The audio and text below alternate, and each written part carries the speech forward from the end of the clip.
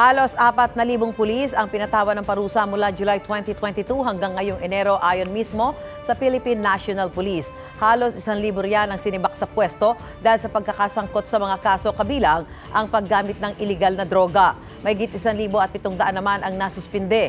Bukod sa paglilinis ng kanilang hanay, mas palalakasin daw ng PNP ang kampanya kontra droga na talamak pa rin daw hanggang ngayon.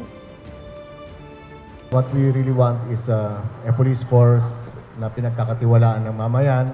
Internal cleansing is one also to make sure that ang ating pulisan ay kapani-paniwala. We will be addressing the drug problem both kasama yung sa demand at saka sa supply aspects. We want it more aggressive.